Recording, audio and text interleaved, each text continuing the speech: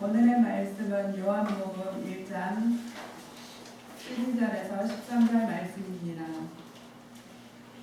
영접하는 자, 곧 그 이름을 믿는 자들에게는 하나님의 자녀가 되는 권세를 주셨으니 이는 혈통으로나 육정으로나 사람의 뜻으로 나지 아니하고 오직 하나님으로부터 난 자들이니라. 아멘. 하나님의 자녀. 할렐루야. 저와 여러분 하나님의 자녀 맞습니까? 네. 할렐루야. 감사합니다. 결혼할 때 남자와 여자가 만나서 서로를 알아갑니다. 그런데 여러분 결혼할 때가 돼서 예식장에 웨딩드레스를 입고 턱시도를 입고 걸어 들어갈 때까지 상대편, 내 옆에 있는 남편 될 사람, 아내 될 사람을 100% 알고 결혼하는 분들이 있으면 한번 들어보십시오. 나는 내 남편 될 사람, 내 아내 될 사람을 100%다 알고 결혼했습니다 하는 분이 있으면 한번 들어보십시오. 아마 한 사람도 없을 겁니다. 그저 조금 알고 결혼한 거죠. 같은 집에서 한솥밥에 밥을 먹고 같이 자지 않는 이상 그 사람에 대해서 다 알고 결혼할 수가 없습니다. 그래서 그렇게 생각해봤습니다. 만약에 내 아내가 나에 대해서 다 알았다면 나와 결혼해줬을까 생각해봤습니다. 그래서 이걸 뭐라고 하는지 아세요? 은혜라고 합니다. 저와 여러분 옆 사람하고 인사합니다. 저는 매일 은혜 속에 삽니다. 그럼 다시 한번 이야기합니다. 피차 일반입니다. 우리는 서로에 대해서 은혜 속에 살아가는 사람들이에요. 그렇죠? 뭐로 살아요? 우리는 믿음으로 사는 사람이에요. 믿어주고 사는 거예요. 다시 옆 사람한테 오늘도 믿음으로 삽니다.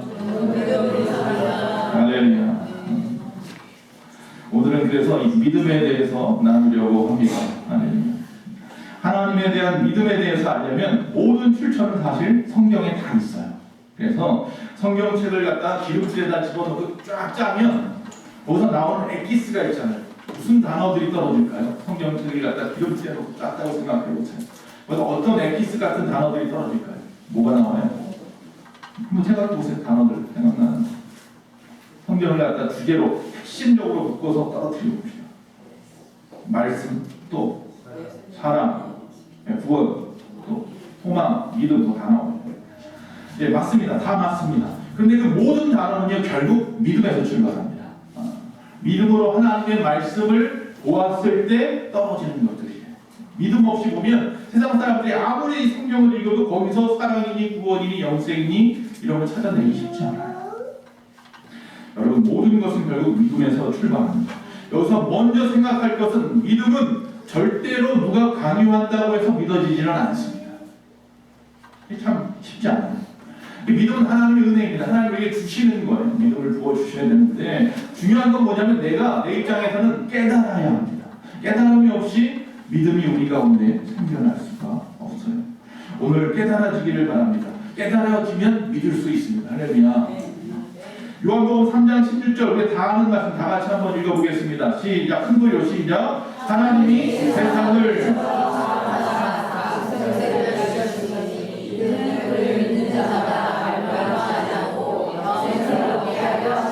할렐루야. 우리가 보통 성경 전체 요약 말씀이 요한복음 3장 16절 이 말씀이라고 합니다. 자, 성경 말씀은 그렇습니다. 하나님이 뭘 사랑한다고요? 세상을 사랑한다는 겁니다. 세상은 뭡니까? 하나님이 만드신 것들입니다. 온 세상을 누가 만드셨어요? 하나님이 만드셨어요. 즉 하나님은 하나님이 직접 만드신 모든 세계를 뭐 하신다고요? 사랑하시는 분이에요. 그게 하나님의 성품이에요.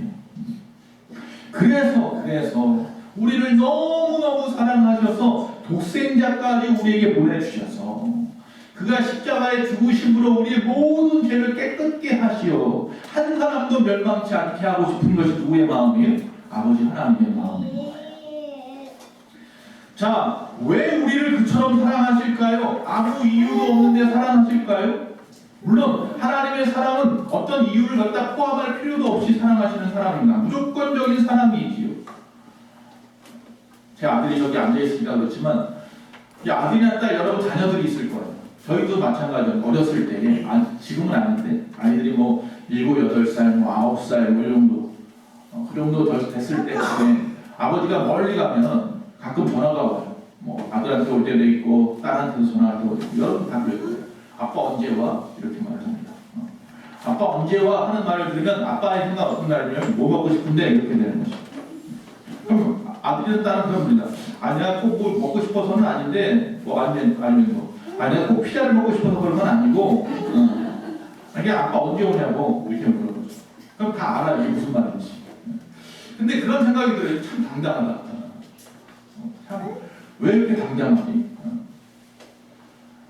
엄마 입장에서는 10달 동안 힘들어서 낳은 자식인데 그 자녀가 당당하게 무엇인가를 요구해요. 어렸을 때는 그렇게 많은 걸 요구합니다. 이거 해줘 저거 해줘. 왜 이렇게 당당할 수 있을까? 그 이유는 하나입니다.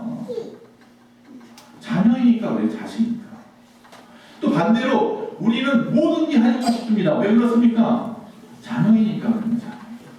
즉 내가 배 아파 낳은 자식이기 때문인 거죠. 하나님은 우리를 왜 그렇게 사랑하십니까? 우리가 그분으로부터 왔기 때문입니다. 미국의 뉴욕 과학자협의회 회장이었던 플래시스 모리스라고 하는 박사님이 쓴 책이 사람은 홀로 설 수 없습니다. 예전에 벌써 언젠가 이 책에 대한 소개한 적이 있었습니다. 거기서 이분 과학자인데 내가 양심을 걸고 고백을 한다라고 말을 하면서 이렇게 말합니다. 이 우주의 기막힌 법칙을 알면 하나님을 믿지 않을 수 없다라는 겁니다. 지구가 23.5도 기울어져 있습니다. 아십니까? 여러분 살고 있는 이 지구가요 23.5도 기울어져서 돌아가고 있어요. 근데 여러분 그 돌아가는 속도가 얼마큼인지 아십니까? 1시간에 1600km를 돌아야 24시간 안에 한 바퀴가 돌아가요. 여러분 자동차 160km 이상 밟아보셨습니까? 무서워요. 160 달리면 어떤 차들 막 달달달달 거려요. 겁나죠. 여러분 혹시라도 그 뭐 회전만 뭐 이런 거 타고도 어지러워하는 사람들이 있더라고요. 뭐 회전 그네 같은 막 돌아가는 게 있더라고요. 옛날에 그 서울 대공원인가 예전에 서울랜드 나갔을 때 어렸을 때 그 그네인데 탔더니만 막 돌아가는데 높이 돌리더라고. 막 올라갔다 내려갔다 하면서 근데 그게 30km에서 40km래요.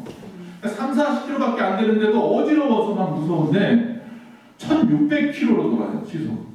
근데 여기 어지러운 분이 계십니까? 지구가 여러분 지금 앉아있는 이 땅이 그렇게 돌고 있단 말이에요. 근데 한 사람도 어지럽다는 사람이 없어요. 어떤 사람은요 이 1600km로 돌고 있는데 이 위에다가 뭘 이렇게 세워놓는 그런 쇼를 벌이기도 해요. 자동차에서 한번 해보세요. 할 수 있나? 근데 그게 다 된다는 거예요. 놀라운 일 아니에요. 이건 도대체 과학으로 안 된다는 거예요. 답이 없다는 거예요. 여러분 연어가 자기가 태어난 거, 산란해서 그 어미가 연어 그 새끼를 낳지 뭐 알을 낳죠. 보통 저 대천이 아니라 어디 양양에 양양에 가면 그 강이 대천강이 가는데 거기다가 많이 나죠. 근데 이 웃긴 것은 뭐냐면 이게 태평양으로 나가 살아. 그러다가 또 자기가 살아나려면 어떻게 알았는지 거기 찾아온다는 거죠. 물론 100% 다 좋아하는 아니지만 대부분이 돌아온다는 거예요. 바다장어, 대서양에 사는 바다장어도 그렇대요. 근데 이 바다장어는 더 심해서요. 일부러 다른 데다가 갖다 놓는데 다른 강 앞에다. 그러면 거기로 안 들어가고 다시 나와가지고 자기가 나왔던 데를 찾아간대요. 이게 어떻게 그럴 수가 있죠? 와스퍼라고 하는 미국의 말벌들은요. 소위 말해서 말벌이 이게 자기가 막 태어난 새끼 옆에다가 곤충을 메뚜기 같은 곤충을 하나 잡아다가 놓고요. 죽은 걸 놔두고 그리고 떠나요. 그냥 자기가 안 키운대요. 그러면 이 새끼는 커가면서 이 메뚜기를 빨아먹으면서 살아요. 근데 메뚜기가 알다시피 날씨 더운 날씨를 금방 상한단 말이죠. 근데 신기한 것은 거기다가 말벌이 자기 침을 갖다 꽂아놓는데요. 곤충에다가 꽂아놓고 떠나면 그 곤충이 상하지를 않는데요. 그 새끼가 커가지고 클 때까지. 근데 또 더 웃긴 건 이 새끼가 크면요 자기를 낳은 말벌을 알아서 그 영벌에 간다는 거예요. 여기저기다가 막 말벌 통을 놔둬도 자기가 어디서 나왔는지 누가 나를 낳았는지 안 나는 거예요. 찾아간대요. 신기하지 않습니까? 이걸 어떻게 과학적으로 이야기할 수 있습니까? 그냥 우연이라고 한다면 맞을 수도 있겠지만 과학자들이 제일 싫어하는 게 우연이잖아요. 여기다가 뭘 대입하면 다 답이 나오냐면 하나님이라는 단어만 대입하면 다 답이 있는 거예요. 할렐루야. 근데 그건 그렇게 하고 싶지 않아 과학자들은. 그러니까 하나님은 무시하고 다른 방법을 찾다 못 찾으면 우연이에요. 그래서 이분이 그래서 나는 하나님을 믿기로 결정했다라는 거예요. 하나님은 살아계십니다. 믿습니까? 아멘. 우리가 믿든지 안 믿든지 상관없이 오늘도 살아계신 분이 우리 하나님이십니다. 아멘. 어떤 아이가 이름이 워싱턴이라고 하는 아이인데 그 아이가 어렸을 때에 갓 태어났을 때 그 할머니가 마당의 정원에다가 이제 꽃을 갖다 심어줬어요. 그 아이가 점점 자라났어요. 그 아이가 자라나면서 이제 영어를 글을 갖다가 읽을 만할 때가 되었어요. 그래서 글을 갖다 읽을 만할 때쯤 되었을 때 꽃밭에 나가서 보니까 깜짝 놀랐어요. 이 아이가. 할머니 막 달려와서 할머니 그러면서 뭐라고 말하냐면 꽃이 내 이름으로 심겼어 라는 거예요. 그 할머니가 그 아이가 태어났을 때 꽃밭에다가 그 워싱턴이라고 그렇게 써놓고 거기다가 심은 거예요. 그렇게 해가지고 꽃밭을 만들었던 것을 나중에 이 아이가 커서 이제 글을 읽을 수 있게 되니까 자기 이름인 걸 알게 되었다고 합니다. 왜 이런 말씀을 하느냐 하면 하나님께서 세상에다가 하늘에다가 땅에다가 우리를 사랑하신다고 써놓았다는 사실입니다. 그래서 우리가 어느 순간 그것을 발견할 수 있어요. 여러분은 발견한 사람들이에요. 할렐루야. 그래서 여기 계신 거예요. 다시 말씀을 드리면 하나님은 모든 사람에게 하나님을 믿을 수 있는 기회와 환경을 세상에다 펼쳐놓으셨는데 사람들은 그걸 무시하고 바라보지 않을 뿐이에요.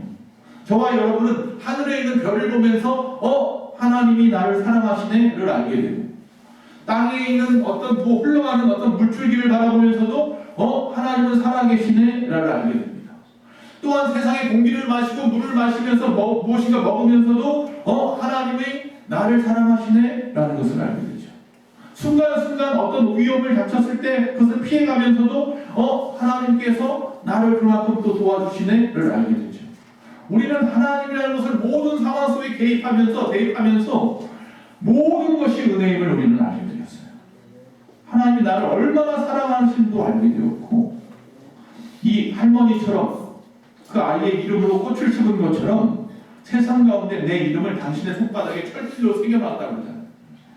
그리고 평생을 통하여 나를 구하시고 인도하시는 분이 하나님이셨던 거예요. 할렐루야. 그 하나님이 오늘도 뭐라고요? 살아계십니다. 여러분 어떻게 처음 예수를 믿게 되었습니까? 사람마다 예수 믿는 모습은 다 다릅니다. 20년 전에 미국에 잠깐 갔을 때에 미국의 이제 베데스다, 뉴욕 퀸즈에 가면 한인 장로교회 중에서 베데스다라고 하는 교회가 있어요. 앞에 누가 좀 이거 없나요? 이거 좀 나오게 주시면. 베데스다라고 하는 교회가 있는데 이 교회는 한인교회인데 여기는 얼굴은 김원기 목사님이라고 담임 목사님이고 20년 전에 간 이유 중에 하나는 뭐냐면 그 교회 특별히 들은 이유가 뭐냐면 제가 신학할 때에 계속해서 성격 장학을 받다가 한 번 놓쳤어요. 죄송한 이야기지만 어떤 자매하고 라이벌이었는데 이 자매는 선생을 너무 잘하는 거예요. 그래서 결국 내가 뺏겼어요. 그때. 또 이분은 타이핑을 기반이 잘 살아서 국회의원 따님인데 그 당시 벌써 지금 몇 년 전이에요. 제가 지금 신학한 지가 37년 전 얘기예요. 그때 이제 워드라는 게 처음 나와서 막 그걸 칠 때예요. 타자기 막 이런 거 칠 때인데 나는 글씨로 쓰고 이 사람은 이걸로 치고 거기다가 겉에다가 뭐 리본까지 달고 리포트 낼 때는 이렇게 낸단 말이에요. 그게 굉장히 그 4년 동안 신학 공부하면서 그 자매가 굉장히 죄송합니다. 미웠어요. 실력으로 안 하고 뭔가 다른 걸 하려고 하니까 결국 한 번 놓쳤어요. 걱정됐어요. 집안이 편안하지 않아요. 4남매가 지금 대학을 다니고 있고 지금 고등학교를 다니고 있는 집안인데 어려운 집안인데 하나님 기도하는데 담임 목사님께서 연결을 해줬어요. 미국에 있는 한인교회 목사님과 친해서 전화를 했어요. 그래서 우리 교회 신학생이 하나 있는데 그걸 도와줄 수 있겠냐. 그래서 거기서 장학금을 보내줘가지고 한 학기 장학금으로 지나가고 다시 또 성격 장학금 받고 해서 졸업을 했던 기억이 있어요. 감사하잖아요. 그래서 미국 간 김에 그 목사님 있는 교회를 찾아갔어요. 찾아가서 예배드리고 인사하고 그리고 이제 거기 장로님이 사주시는 밥도 맛있게 먹고 그랬어요. 근데 장로님이 키가 나보다 더 커. 제가 182인데 그분 키가 185야. 그 당시 그 장로님이 80세야. 20년 전 얘기예요. 저는 20년 전이니까 37, 8이었잖아요. 그때였어요. 그러니까 뭐 보니까 귀골 강대하신 거예요. 근데 군인 되는 권사님이 그런 이야기를 해요. 젊었을 때 얼마나 나를 속을 썩였는지 모른다고. 키가 커서 그냥 여자분들이 항상 주변에 있어가지고 너무나 속을 많이 시켰다. 그 말을 딱 듣는 순간에 어떤 생각이 들었냐면 큰 키를 가진 내가 목사가 되는 게 있는구나. 그 생각이 들었어요. 할렐루야. 악명 말고 세상 좁게 퍼질 수도 있었는데 큰 키를 가진 내가 목사가 되는 게 있는. 근데 그분은 사실은 이게 비율이 좋아. 저같이 그냥 이렇게 비율 나쁘지 않고 비율이 좋아. 근데 그분을 내가 왜 그 얘기를 하냐면 이분이 50대까지 교회를 안 다녔대요. 그럼 어떻게 교회를 다니게 됐느냐? 부인이 교회를 다니기 싫었어요. 근데 부인이 집사님이셨는데 권사님이 돼야 되는데 권사님이 안 되는 이유 중에 하나가 남편이 교회를 안 다녔어요. 권사님이 되려면 남편이 교회를 다녀야 되는데 안 다니니까 권사님도 못 되는 거예요. 상황이. 속으로 죄송한 얘기 그런 생각도 해야 돼요. 혼자 되신 분은 권사가 되는데 안 믿는 남편 때문에 권사가 안 되니까 이혼하면 또 권사가 안 돼요. 여러 가지 이유 때문에 권사님이 되고 싶은데 안 되는 거예요. 기도했다는 거예요. 근데 어느 날 이분이 갑자기 어지럼증이 와서 쓰러졌어요. 일어나면 쓰러져 어지러워서 병원에 갔네. 병원에 갔으니까 어쩔 수 없이 그냥 옆에서 간호를 하죠.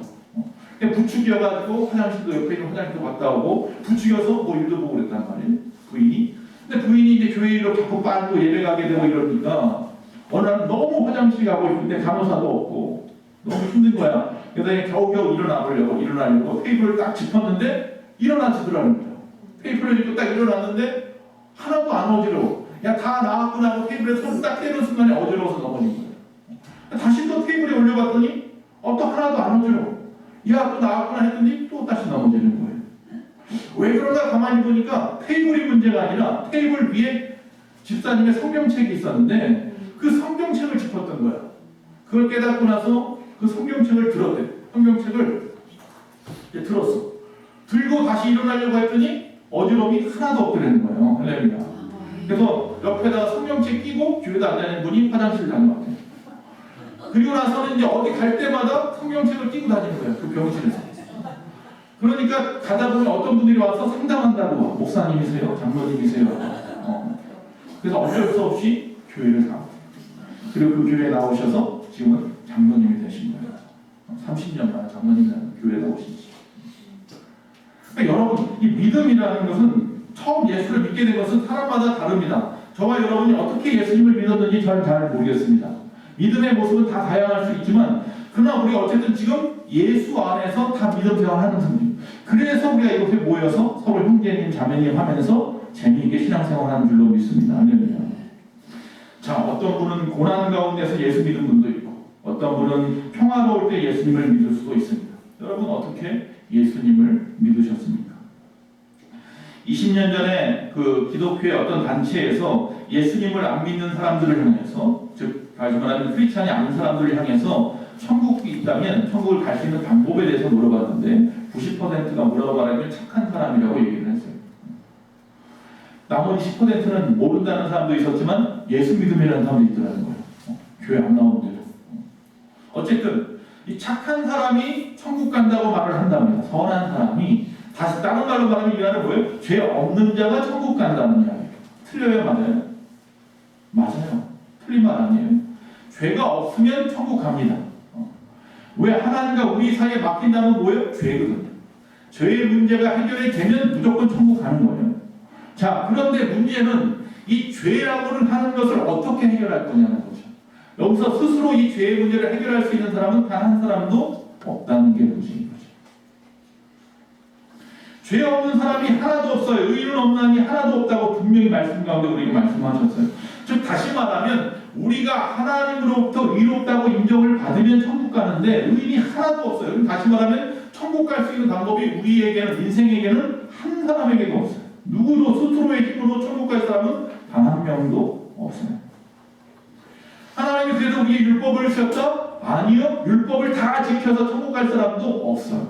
율법은 오히려 내가 얼마나 연약한지를 드러내는 거예요. 율법을 통해서 야, 나 이 율법을 못 지키겠어. 야, 내가 이렇게 연약하면 또 죄를 지었네. 그거 깨닫게 하는 거야. 내가 죄인임을 깨닫게 하는 거예요. 그래서 뭐예요? 주님을 찾게 하는 거예요. 예수님을 찾게 하는 거예요. 우리가 얼마나 연약한 존재인지 그것을 깨닫게 깨닫는데 말씀이 있고 율법이 있어서 그것을 통하여 누굴 찾으라? 예수님을 찾아야 하는. 예수님은 우리의 모든 마음에 있는 죄를 다 알고 계십니다. 만약에 우리가 겉에 드러난 죄, 범죄로 인해서만 처벌을 받는 시대에 사니까 감사한 것이지, 만약에 우리가 마음에 품은 죄, 그 죄까지 다 드러내서 그것을 다 처벌을 받게 한다고 하면 한 사람도 빠지지 않고 전부 다 지금 어디가 있어야 돼요? 전부 다 저기 큰 집에 가 있어야 돼요. 그게 은혜죠. 그것도 은혜네, 가만히 보니까. 그런데 중요한 건 뭐냐면 하나님은 다 아십니다. 제가 언제 그런 말씀 했잖아요. 제가 욕은 못하는데 가끔 운전할 때마다 화가 나는 거예요. 갑자기 막 끼어드는 사람, 막 이상하게 하는 사람들 운전하다 보면 옆에 있는 자꾸 자녀들이 어렸을 때 특히 혜리가 저한테 막 뭐라 그래요. 목사님이 또 화난다. 뭐 어떻게 한다. 그래서 속으로 어떤 생각으로 뭐냐면 속으로 욕을 갖다 딱 생각하고 그건 1번, 이 욕은 2번 정해놓고 가다가 운전하다가 화가 나면 에이 1번 같은 놈이런데 에이 2번 막 그랬다는 거예요. 그랬더니 뭐냐고 물어봐요, 나중에 혜리가. 그래서 1번은 어떤 욕이고 2번은 어떤 욕이야. 그 욕한 거잖아. 이게 뭐야? 이런 식으로 얘기하는 거죠. 맞더라고. 이게 욕이죠. 그것도 욕이죠. 1번 하면 욕 아닌가요? 그것도 욕이에요. 마음에 품는 죄는 다 죄니까 똑같은 죄인인 거예요. 하나님은 다 알고 계십니다. 또 하나, 기독교에 대한 오해가 하나 있습니다. 여러분, 예수 믿는 이유가 뭡니까? 천국 가려고 예수 믿습니까? 맞습니다. 근데 천국 가려고만 예수 믿습니까? 교회 나오는 이유가 천국 가려고만 교회 나오는 겁니까? 그럼 이 땅에 살면 아무렇게나 살아도 상관없습니까? 그거 아니잖아요. 여러분, 예수님을 믿으면, 즉 하나님이 살아계심을 믿으면 다 천국 가는 거 아십니까? 아니요. 사탄도 귀신도 하나님이 살아계심을 믿습니다. 왜냐면 근데 사탄이 귀신이 천국 갔다는 이야기 들어보셨습니까? 그러면 어떻게 하면 천국 갑니까? 예수를 나의 구주로 믿어야 되는 거예요. 살아계심만 믿는 것이 아니라 그분이 나의 구세주이심을 믿어야 하는 겁니다. 사탄은 절대로 예수님이 나의 구세주라고 이야기하지 않습니다. 그들은 그래서 지옥 갑니다. 그리고 그들을 갖다 따라가서 살았던 모든 하나님을 믿지 않았던 사람들도 쫓아서 지옥 갑니다. 하나님은 천국을 통해서 우리 모두가 천국 가길 원하지 한 사람이라도 지옥 가는 걸 원치 않아서 그 길을 내셨는데 바로 예수 그리스도죠. 예수님이 이 땅에 오심으로 그를 믿는 믿음으로 구원받게끔 그 쉬운 길을 갖다가 사람들은 가려하지 않고 거부합니다. 사단이 끊임없이 유혹함에 빠져서 너 도저히 나올 생각이 없습니다. 그래서 나중에 사단이 지옥 갈 때 야 너 나랑 같이 가자 하고 데리고 가는 게 지옥인 거예요. 하나님이 우리를 위해서 지옥을 만드는 게 아니고 사탄과 그의 졸개들을 위해서 만드는 귀신들을 위해서. 여러분, 예수님이 분명히 말씀합니다. 내가 곧 길이요 진리요 생명이니 나로 말미암지 않고는 아버지께로 올 자가 없다라고 하는 길을 만들어 주셨습니다. 이게 은혜입니다. 할렐루야. 죄가 전혀 없으신 하나님의 아들 예수님이 이 땅에 오셔서 우리의 모든 죄를 다 짊어지셨어요. 우리는 그에게 우리의 죄를 다 전가시켜 주었습니다. 그리고 그가 십자가에 죽으심으로 그 모든 죄를 갖다가 다 깨끗하게 사하여 주셨어요. 이게 은혜인 거죠. 그것을 믿는 자가 구원받는 거예요. 할렐루야. 하나님의 살아계심을 믿어서 구원받는 게 아니라 그 사실을 믿는 자가 구원받는 거예요. 하나님은 살아계십니다. 믿습니까? 그리고 그분은 의로우십니다. 믿으시기 바랍니다. 그리고 그분은 우리를 사랑하십니다. 할렐루야. 그래서 우리에게 구원의 길을 내주었습니다. 그게 바로 예수 그리스도입니다. 그 하나님은 또 우리에게 말씀하십니다. 아버지라고 말씀합니다. 자, 오늘 본문 말씀입니다. 영접하는 자, 곧 그의 이름을 믿는 자들에게 무슨 권세를 주었어요? 하나님의 자녀가 되는 권세를 주었는데, 할렐루야. 하나님의 자녀가 되는 권세를 주셨어요. 믿음으로 우리가 하나님의 자녀가 됐어요. 이제 여러분 뭐라고 불러요? 아버지라고 불러요. 어떤 종교도 자신이 섬기는 신한테 아버지라고 부르지 않아요. 저와 여러분이 오직 우리는 하나님을 뭐라고 불러요? 아버지라고 불러요. 무슨 어떤 관계이니까 하나님과 즉 아버지와 자녀의 관계가 되었기 때문에 누구를 통하여? 예수 그리스도라는 매개체를 통하여. 예수 그리스도를 믿음으로 말미암아. 그렇다면 여기서 좀 생각해 볼 것은 우리가 지금 예수를 믿었어요. 구원을 받았어요. 회개하고 죄사함을 받아 구원을 받았어요. 그렇다면 이제부터는 죄를 안 짓고 사나요? 평생 동안 예수 믿었으니까 이제부터는 여러분 죄 안 짓습니까? 솔직하게 다. 또 죄 짓잖아요. 그럼 또다시 죄를 지었으니 뭐예요? 이제 구원 못 받네요. 이게 문제가 되니까 또 이 문제가 생겼어. 아, 죄인이어서 의로운 자가 하나도 없어 구원받는 자가 하나도 없다고 그랬는데 예수 믿어도 죄를 짓네. 그럼 뭐예요? 죄 때문에 구원 못 받는다며? 그럼 이 사람도 구원 못 받아야 될까? 뭐 이상하지 않아요? 아, 성경이 잘못됐구나. 말이 앞뒤가 안 맞는구나. 예수 믿으면 죄 짓지 말아야지. 예수 믿어도 죄 짓네. 그럼 똑같이 저 사람도 천국까지 말고 지옥 가야지. 여러분, 예수를 믿는 순간에 우리는 뭐가 됐다고요? 자녀가 되는 권세를 받았다고요. 다시 말하면 이제 우리를 치리하는 법이 달라졌어요. 자, 로마서 8장 1절과 2절 있습니다. 같이 시작. 그러므로 우리의 그리스도 예수 안에 있는 자에게는 결코 정죄함이 없나니 이는 그리스도 예수 안에 있는 생명의 성령의 법이 저와 사망의 법에서 저를 쫓아내셨으니. 할렐루야. 자, 생명의 성령의 법이 있고요. 그 다음에 죄와 사망의 법이 있어요. 죄와 사망의 법은 세상 사람들이 받는 법이에요. 이 법에 따라 사는 세상 사람들이. 그래서 그 죄를 지으면 사망에 이르는 거예요. 근데 저와 여러분에 따르는 법은 세상 법이 아니에요. 이제. 어떤 법이에요? 성령의 생명의 법이에요. 즉 성령으로 사는 자는 생명으로 가게 되어져 있어요. 자, 예를 듭니다. 옆집 청년이 있어요. 근데 이 옆집 청년이요, 어느 날 갑자기 우리 집에 찾아와서는 1억을 갖다 훔쳐왔어요. 뭐 1억이지도 않지만 어쨌든 있다고 치고, 자, 1억을 훔쳐왔어요. 그럼 이 사람을 갖다가 이 주인이 내가 알았어요. 그럼 어떡합니까? 잡아야죠. 잡았어요. 그럼 이 사람을 재판하려고 하겠죠. 재판에 넘겨요. 그럼 이 사람은 세상의 법에 따라서 뭐예요? 처벌을 받아요. 맞죠? 틀리지 않죠? 이 사람은 이제 세상의 법, 죄와 사망의 법에 의해서 그렇게 처벌을 받아요. 자, 그런데 중요한 건 뭐냐면 그 다음이에요. 그 다음에 내 자녀가 됐어요. 그 사람이. 내가 그를 내 자녀로 삼았어요. 양자 삼았어요. 양자 삼아서 그 사람도 내가 자녀로 삼았고 내 자녀예요. 근데 나한테 아버지라고 불러요. 나는 그 아이를 너무나 사랑해요. 근데 그 아이가 또 내 앞에 죄를 지었어요. 그럼 여러분 자녀가 여러분 지갑을 좀 훔쳤어요. 혹시라도 가끔 그런 자녀들 있잖아요. 아침에 몰래 아버지 지갑 1,000원짜리 하나 빼가고. 그런 사람들 없어요? 저만 그랬어요? 자, 그러면 그 아버지가 그 아이를 내 자식인데 잡아다가 경찰서에 보냅니까? 그러지 않아요. 왜 그래요? 내 자녀이기 때문에. 법이 틀려졌어요. 법이. 세상 법에다가 넘기지 아니하고 그냥 뭐 하면 돼요? 그냥 훈계해. 혼내고 그러지 마. 이렇게 말하는 거죠. 똑같은 죄인데 옆집 아이가 하는 죄하고 내 아이가 하는 죄는 죄에 대한 벌의 처벌이 달라져요. 이해가 되십니까? 그래서 저와 여러분이 이 땅에 지은 그 죄들을 결국은 모든 것을 하나님 앞에 맡기게 되었어요.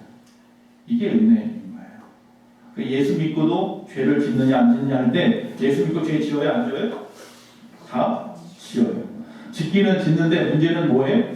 그 죄를 처벌하느냐 안 하느냐는 자녀가 되었느냐 안 되었느냐의 그 차이이기 때문에 이제는 우리는 세상의 사망의 법이 아니라 생명의 법에 의해서 처벌을 받는 거예요. 즉 아버지와 어머니의 마음을 아프게 한 죄를 짓는 거죠.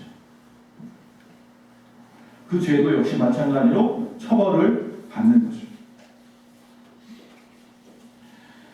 자, 이제 말씀을 마쳐갑니다. 오늘 오신 저와 여러분, 예수 안에 있으면 우리는 그분의 십자가의 보혈의 피가 나의 죄를 덮어서 하나님의 자녀가 되는 권세의 신분으로 바뀌게 됩니다. 그래서 여러분 모두는 하나님의 은혜 아래에 있게 되었습니다. 믿으십니까? 아멘. 그래서 저와 여러분보다 하나님의 자녀입니다. 말씀합니다. 저도 하나님의 자녀입니다. 여기는 한 사람도 빠져봅시다. 하나님의 자녀이기를 바랍니다. 아멘. 그래서 예수 그리스도 앞에서 나의 죄를 사함받아 하나님의 자녀가 다 되시기를 바랍니다. 아멘. 물론 앞으로도 우리가 아버지의 마음을 속썩이고 아프게도 할 겁니다. 하나님 아버지의 마음. 우리가 살면서 알게 모르게 또 죄도 지을지 모릅니다. 그래도 저는 예수 안에 있기 때문에 하나님의 은혜로 삽니다. 하나님의 책망도 받고 매도 맞을지언정 나는 절대로 하나님을 나의 아버지가 아니야 라고 하고 뛰쳐나가지 않을 것입니다. 늘 그곳에서 하나님을 아버지가 부르고 그분과 함께 할 것입니다. 할렐루야. 저를 낳아주신 분이 그분이십니다. 내가 그로부터 이곳에 와 있습니다. 또한 내가 다시 그에게로 갈 것이기 때문입니다. 그래서 우리 아버지 하나님은 오늘도 살아계시고 바로 그분이 저와 나의 여러분의 아버지라는 사실을 기억하시기 바랍니다.